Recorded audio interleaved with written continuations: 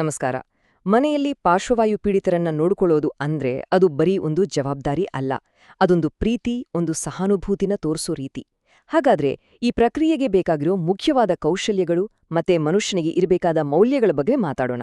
ಬನ್ನಿ, ಈ ವಿಶ್ಲೇಷಣೆಗೆ ನಿಮ್ಗೆ ಸ್ವಾಗತ. ನೋಡಿ, ಈ ಮಾತು ಇದೆಯಲ್ಲ, ನಾವು ಇವತ್ತು ಮಾತಾಡೋ ವಿಷಯದ ಹೃದಯ ಭಾಗ ಅಂತಾನೇ ಹೇಳಬಹುದು. ಆರೈಕೆದಾರರ ಪಾತ್ರ ಕೇವಲ ದೈಹಿಕ ಸಹಾಯಕ್ಕೆ ಸೀಮಿತವಾಗಿಲ್ಲ. ಅದು ಒಬ್ಬ ವ್ಯಕ್ತಿಯ ಆತ್ಮಗೌರವವನ್ನ ಕಾಪಾಡ್ತಾ ಅವರಿಗೆ ಮಾನಸಿಕವಾಗಿ ಧೈರ್ಯ ತುಂಬಿ ಆರಾಮಾಗಿರೋ ಹಾಗೆ ನೋಡ್ಕೊಳ್ಳೋದು. ಸರಿ, ಹಾಗಾದ್ರೆ ನಾವಿದನ್ನ 4 ಮುಖ್ಯ ಭಾಗಗಳಲ್ಲಿ ಅರ್ಥ ಮಾಡ್ಕೊಳ್ಳೋಣ. ಮೊದಲನೇದು ದೈಹಿಕ ಆರೈಕೆಯ ಅಡಿಪಾಯ. ಎರಡನೇದು ಪ್ರತಿದಿನದ ಕೆಲ್ಸಗಳಲ್ಲಿ ಅವರ ಘನತೆಯನ್ನ ಕಾಪಾಡೋದು. ಮೂರನೇದು ಆರೋಗ್ಯ ಮತ್ತೆ ಸುರಕ್ಷತೆ ಬಗ್ಗೆ ಏನೆಲ್ಲ ಮುನ್ನೆಚ್ಚರಿಕೆ ತಗೋಬೇಕು ಅನ್ನೋದು. ಮತ್ತು ಕೊನೆಗೆ ಎಲ್ಲಕ್ಕಿಂತ ಮುಖ್ಯವಾಗಿ ಸಹಾನುಭೂತಿಯ ಆರೈಕೆಯ ತಿರುಳು ಏನು ಅನ್ನೋದನ್ನ ನೋಡೋಣ. ಮೊದಲಿಗೆ ದೈಹಿಕ ಆರೈಕೆ ಅಡಿಪಾಯದ ಬಗ್ಗೆ ಮಾತಾಡೋಣ. ಯಾವುದೇ ಒಂದು ಒಳ್ಳೆ ಆರೈಕೆಗೆ ಇವುಗಳೇ ಬೇಸಿಕ್ ಬಿಲ್ಡಿಂಗ್ ಬ್ಲಾಕ್ಸ್ ಇದ್ದಾಗೆ. ಇಲ್ಲಿ ನಮ್ಮ ಮುಖ್ಯ ಗಮನ ಇರೋದು ಅವರ ಸುರಕ್ಷತೆ ಮತ್ತು ಆರಾಮದ ಮೇಲೆ. 2-3 ಗಂಟೆ ಈ ಸಮಯ ಇದೆಯಲ್ಲ, ಇದನ್ನ ನೆನ್ಪಲ್ಲಿಟ್ಕೊಳ್ಳೋದು ತುಂಬಾನೇ ಮುಖ್ಯ.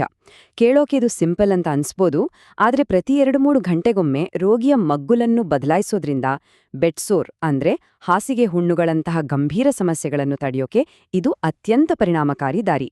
ಹಾಸಿಗೆ ಹುಣ್ಣುಗಳನ್ನ ತಡೆಯೋದು ಅನ್ನೋದು ಒಂದು ಸೀರೀಸ್ ಆಫ್ ಸ್ಟೆಪ್ಸ್. ನಿಯಮಿತವಾಗಿ ಮಗ್ಗುಲು ಬದಲಾಯಿಸೋದು ಮೊದಲ ಹೆಜ್ಜೆ. ಅದರ ಜೊತೆಗೆ ಸಪೋರ್ಟ್ ಕೊಡೋದಕ್ಕೆ ದಿಂಬುಗಳನ್ನ ಬಳಸೋದು, ಚರ್ಮವನ್ನ ಯಾವಾಗ್ಲೂ ಕ್ಲೀನಾಗಿ ಡ್ರೈ ಆಗಿ ಇಡೋದು, ಮತ್ತೆ ಪ್ರತಿದಿನ ಚರ್ಮದಲ್ಲಿ ಎಲ್ಲಾದ್ರೂ ಕೆಂಪಾಗಿದೆಯಾ ಅಂತ ಚೆಕ್ ಮಾಡ್ತಾ ಇರೋದು. ಇವೆಲ್ಲ ಸೇರಿ ರೋಗಿಯನ್ನ ನೋವಿನಿಂದ ಕಾಪಾಡುತ್ತೆ. ಓಕೆ, ದೈಹಿಕ ಅಡಿಪಾಯವನ್ನ ನೋಡಿದ್ವಿ. ಈಗ ಪ್ರತಿದಿನದ ಸಣ್ಣ ಪುಟ್ಟ ಕೆಲ್ಸಗಳಲ್ಲಿ ಘನತೆಯನ್ನ ಹೇಗೆ ಕಾಪಾಡ್ಬೋದು ಅನ್ನೋದನ್ನ ನೋಡೋಣ. ಯಾಕೆಂದ್ರೆ ಇವು ಬರೀ ಕೆಲ್ಸಗಳಲ್ಲ, ಬದಲಿಗೆ ರೋಗಿಯ ಗೌರವವನ್ನು ಎತ್ತಿ ಹಿಡಿಯೋಕೆ ಸಿಕ್ಕಿರೋ ಅವಕಾಶಗಳು. ವೈಯಕ್ತಿಕ ಸ್ವಚ್ಛತೆ ಆರೋಗ್ಯಕ್ಕೆ ತುಂಬಾನೇ ಮುಖ್ಯ. ಪ್ರತಿದಿನ ಸ್ಪಾಂಜ್ ಬಾತ್, ಪ್ರೈವೇಟ್ ಪಾರ್ಟ್ಸ್ಗಳನ್ನ ಜಾಗರೂಕತೆಯಿಂದ ಸ್ವಚ್ಛಗೊಳಿಸೋದು, ಮತ್ತೆ ಬಾಯಿಯ ಸ್ವಚ್ಛತೆ, ಇವೆಲ್ಲ ಇದರಲ್ಲಿ ಸೇರಿದೆ. ನೆನ್ಪಿಡಿ, ಈ ಪ್ರತಿಯೊಂದು ಹಂತದಲ್ಲೂ ರೋಗಿಗೆ ಆರಾಮಾಗಿರೋ ಹಾಗೆ ನೋಡ್ಕೊಳ್ಳೋದೇ ನಮ್ಮ ಮೊದಲ ಆದ್ಯತೆ ಆಗಿರ್ಬೇಕು. ಅವರ ಘನತೆಗೆ ಚೂರು ಧಕ್ಕೆ ಆಗ್ಬಾರ್ದು. ಇನ್ನು ಊಟದ ಸಮಯದ ವಿಚಾರಕ್ಕೆ ಬಂದ್ರೆ ಇಲ್ಲಿ ತಾಳ್ಮೆ ಅನ್ನೋದು ಬಹಳ ಮುಖ್ಯ. ನಿಧಾನವಾಗಿ ತಿನ್ಸಿ, ಯಾವತ್ತಿಗೂ ಅವಸರ ಮಾಡ್ಬೇಡಿ. ಇದು ರೋಗಿಯ ಸೇಫ್ಟಿ ಮತ್ತೆ ಕಂಫರ್ಟ್ ಎರಡಕ್ಕೂ ತುಂಬಾನೇ ಅಗತ್ಯ. ಆದ್ರೆ ಒಂದ್ ವೇಳೆ ಊಟ ಮಾಡ್ಬೇಕಾದ್ರೆ ರೋಗಿಗೆ ಕೆಮ್ಮು ಬಂದ್ರೆ ಅಥವಾ ಗಂಟ್ಲಲ್ಲಿ ಏನಾದ್ರೂ ಸಿಕ್ಕಿ ಹಾಕೊಂಡ್ ಹಾಗಾದ್ರೆ ಏನ್ ಮಾಡ್ಬೇಕು ಅಲ್ವಾ? ಇದು ಆರೈಕೆ ಮಾಡೋರು ಸಾಮಾನ್ಯವಾಗಿ ಎದುರಿಸೋ ಒಂದು ಸಂದರ್ಭ. ಆದ್ರೆ ಇದು ತುಂಬಾನೇ ಗಂಭೀರವಾದದ್ದು. ಅದಕ್ಕೆ ಉತ್ತರ ಸಿಂಪಲ್ ಮತ್ತು ತಕ್ಷಣದ ಕ್ರಮ ತಗೋಬೇಕು. ತಕ್ಷಣವೇ ಊಟ ತಿನ್ಸೋದ್ನ ನಿಲ್ಸ್ಬಿಡಿ. ರೋಗಿಯನ್ನ ಸ್ವಲ್ಪ ಮುಂದಕ್ಕೆ ಬಗ್ಗಿಸಿ ಅವರ ಪೊಸಿಷನ್ ಸರಿಪಡಿಸಿ. ಈ ಒಂದು ಸಣ್ಣ ಕೆಲ್ಸ ಉಸಿರುಗಟ್ಟೋ ಅನಾಹುತವನ್ನ ತಪ್ಪಿಸಬಹುದು. ಅಸಂಯಮ ಆರೈಕೆ ಅಂದ್ರೆ ಇನ್ಕಾಂಟಿನೆನ್ಸ್ ಕೇರ್. ಇದು ಕೂಡ ಇನ್ನೊಂದು ಸೂಕ್ಷ್ಮವಾದ ವಿಷಯ. ಅಗತ್ಯ ಇದ್ರೆ ಅಡಲ್ಟ್ ಡೈಪರ್ಸ್ ಬಳಸಿ. ಬಳಸಿದ ತಕ್ಷಣ ಕ್ಲೀನ್ ಮಾಡಿ ಮತ್ತೆ ರ್ಯಾಷಸ್ ಆಗೋದನ್ನ ತಡೆಯಕ್ಕೆ ಕ್ರೀಮ್ ಹಚ್ಚಿ. ಈ ಕ್ರಮಗಳೆಲ್ಲ ಇನ್ಫೆಕ್ಷನ್ ಮತ್ತೆ ಅಸ್ವಸ್ಥತೆಯನ್ನ ತಡೆಯಕ್ಕೆ ನೇರವಾಗಿ ಸಹಾಯ ಮಾಡುತ್ತೆ. ಸರಿ, ಈಗ ನಮ್ಮ ಗಮನವನ್ನ ಪ್ರೋಆಕ್ಟಿವ್ ಹೆಲ್ತ್ ಆಂಡ್ ಸೇಫ್ಟಿ ಕಡೆಗೆ ತಿರುಗಿಸೋಣ. ಅಂದ್ರೆ ಸಮಸ್ಯೆಗಳು ಬರೋಕ್ಕೂ ಮುಂಚೆನೆ ಅದನ್ನ ತಡೆಗಟ್ಟಿ ಆರೋಗ್ಯವನ್ನ ಕಾಪಾಡ್ಕೊಳ್ಳೋದು ಹೇಗೆ ಅಂತ. ರೋಗಿಯೇ ತಾವಾಗೆ ಚಲಿಸೋಕೆ ಆಗದೇ ಇದ್ರೂ ಅವರ ದೇಹಕ್ಕೆ ವ್ಯಾಯಾಮ ಬೇಕೇ ಬೇಕು. ಉದಾಹರಣೆಗೆ ಪ್ಯಾಸಿವ್ ಎಕ್ಸಸೈಸ್ ಅಂತಾರೆ. ಅಂದ್ರೆ ಆರೈಕೆದಾರರೇ ರೋಗಿಯ ಕೈ ಕಾಲುಗಳನ್ನ ನಿಧಾನವಾಗಿ ಆಡ್ಸೋದು. ಇದರಿಂದ ಬ್ಲಡ್ ಸರ್ಕ್ಯುಲೇಷನ್ ಚೆನ್ನಾಗಾಗುತ್ತೆ, ಕೀಲುಗಳು ಬಿಗಿಯಾಗೋದು ತಪ್ಪುತ್ತೆ. ಆರೈಕೆದಾರರಾಗಿ ರೋಗಿಯ ಆರೋಗ್ಯದ ಮೇಲೆ ಒಂದು ಕಣ್ಣಿಡೋದು ನಿಮ್ಮ ಪ್ರಮುಖ ಜವಾಬ್ದಾರಿ. ಹಾಗಾದ್ರೆ ಆರೋಗ್ಯದಲ್ಲೇ ಏನಾದ್ರೂ ಚೇಂಜಸ್ ಕಂಡ್ರೆ ಅದನ್ನ ಯಾವಾಗ ರಿಪೋರ್ಟ್ ಮಾಡ್ಬೇಕು? ಜ್ವರ, ದೇಹದ ಯಾವುದೇ ಭಾಗದಲ್ಲಿ ಊತ ಅಥವಾ ಉಸಿರಾಟದ ತೊಂದ್ರೆ, ಈ ಥರದ ವಾರ್ನಿಂಗ್ ಸೈನ್ಸ್ ಏನಾದ್ರೂ ಕಂಡ್ರೆ ಸ್ವಲ್ಪನೂ ತಡ ಮಾಡದೆ ತಕ್ಷಣ ಡಾಕ್ಟರ್ ಅಥವಾ ಮೆಡಿಕಲ್ ಪ್ರೊಫೆಷನಲ್ಸ್ಗೆ ತಿಳಿಸೋದು ಬಹಳ ಮುಖ್ಯ. ಯಾಕಂದ್ರೆ ಇದು ಯಾವುದೋ ದೊಡ್ಡ ಸಮಸ್ಯೆಯ ಮುನ್ಸೂಚನೆ ಆಗಿರಬಹುದು.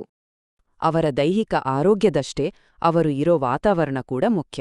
ರೋಗಿಯ ಸುತ್ತಮುತ್ತಲಿನ ಜಾಗವನ್ನ ಕ್ಲೀನಾಗಿ, ಗಲೀಜಿಲ್ಲ ಹಾಗೆ ಇಡೋದು, ನೆಲ ಜಾರ್ದೇ ಇರೋ ಹಾಗೆ ನೋಡ್ಕೊಳ್ಳೋದು, ಮತ್ತೆ ಅಗತ್ಯ ಇದ್ರೆ ಸಪೋರ್ಟ್ಗೆ ರೇಲಿಂಗ್ಸ್ ಹಾಕ್ಸೋದು, ಈ ತರಹದ ಸಿಂಪಲ್ ಕ್ರಮಗಳು ಅಪಘಾತಗಳನ್ನ ತಡೆಯುತ್ತೆ. ಮತ್ತು ಈಗ ನಾವು ನಮ್ಮ ಈ ವಿಶ್ಲೇಷಣೆಯ ಅತ್ಯಂತ ಮುಖ್ಯವಾದ ಭಾಗಕ್ಕೆ ಬಂದಿದ್ದೇವೆ. ಅದೇ ಸಹಾನುಭೂತಿಯ ಆರೈಕೆಯ ತಿರುಳು. ಇಲ್ಲಿ ನಾವು ದೈಹಿಕ ಆರೈಕೆಯನ್ನ ದಾಟಿ ಆ ಮಾನವೀಯ ಸ್ಪರ್ಶದ ಬಗ್ಗೆ ಮಾತಾಡೋಣ. ನೋಡಿ, ಪಾರ್ಶ್ವವಾಯು ಪೀಡಿತರು ಸಾಮಾನ್ಯವಾಗಿ ಉಂಟಿತನ, ಖಿನ್ನತೆಯನ್ನ ಅನುಭವಿಸ್ತಾರೆ. ಹಾಗಾಗಿ ಭಾವನಾತ್ಮಕ ಬೆಂಬಲದ ಮೊದಲ ಹೆಜ್ಜೆ ತುಂಬಾನೇ ಸಿಂಪಲ್. ಅವರ ಜೊತೆ ಮಾತಾಡಿ, ದಿನದ ಆಗೋಹೋಗುಗಳನ್ನ ಹಂಚ್ಕೊಳ್ಳಿ. ಮಾತಾಡೋದೆಷ್ಟು ಮುಖ್ಯವೋ ಅವರು ಹೇಳೋದನ್ನ ತಾಳ್ಮೆಯಿಂದ ಕೇಳಿಸ್ಕೊಳ್ಳೋದು ಕೂಡ ಅಷ್ಟೇ ಮುಖ್ಯ. ಅವರು ತಮ್ಮ ಭಾವನೆಗಳನ್ನ, ನೋವನ್ನ ಹೇಳ್ಕೊಳ್ಳೋಕೆ ಒಂದು ಅವಕಾಶ ಮಾಡ್ಕೊಡಿ. ನಿಮ್ಮ ಒಂದು ಪ್ರೋತ್ಸಾಹದ ಮಾತು ಅವರಿಗೆ ದೊಡ್ಡ ಧೈರ್ಯ ಕೊಡಬಹುದು. ಅವರ ಚಿಕ್ಕಪುಟ್ಟ ಪ್ರಯತ್ನಗಳನ್ನು ಹೊಗಳಿ ಅವರಲ್ಲಿ ಒಂದು ಪಾಸಿಟಿವ್ ಮನೋಭಾವವನ್ನ ಬೆಳೆಸಿ. ಈ ಎಲ್ಲ ಅಂಶಗಳನ್ನ ಎಸ್ವಿಟಿ ಹೋಮ್ ಹೆಲ್ತ್ ಕೇರ್ ಸೇವೆಗಳ ಈ 3 ಮೂಲ ತತ್ವಗಳಲ್ಲಿ ನಾವು ನೋಡಬಹುದು. ಸಹಾನುಭೂತಿ ಅಂದ್ರೆ ಅವರ ನೋವನ್ನ ನಮ್ಮದು ಅಂತ ಅರ್ಥ ಮಾಡ್ಕೊಳ್ಳೋದು. ವೃತ್ತಿಪರತೆ ಅಂದ್ರೆ ನಮ್ಮ ಜ್ಞಾನವನ್ನ ಸರಿಯಾಗಿ ಜವಾಬ್ದಾರಿಯಿಂದ ಬಳಸೋದು. ಮತ್ತು ರೋಗಿಯ ಘನತೆ ಅಂದ್ರೆ ನಾವು ಮಾಡೋ ಪ್ರತಿಯೊಂದು ಕೆಲ್ಸದಲ್ಲೂ ಅವರ ಗೌರವವನ್ನ ಕಾಪಾಡೋದು. ಈ ವಿಶ್ಲೇಷಣೆಯನ್ನ ಮುಗಿಸೋಕೆ ಮುಂಚೆ ಈ ಒಂದು ಪ್ರಶ್ನೆ ಬಗ್ಗೆ ಯೋಚನೆ ಮಾಡೋಣ. ಒಂದು ಕೆಲಸ ಅನ್ನೋದನ್ನ ಮೀರಿ ಒಬ್ಬ ಆರೈಕೆದಾರರಾಗಿ ಇರೋದರ ನಿಜವಾದ ಅರ್ಥ ಏನು? ಇದು ಬರೀ ಒಂದು ಸೇವೆ ಅಲ್ಲ, ಇನ್ನೊಬ್ಬರ ಜೀವನದಲ್ಲಿ ಭರವಸೆಯ ಬೆಳಕಾಗುವಂಥ ಒಂದು ಅದ್ಭುತ ಅವಕಾಶ.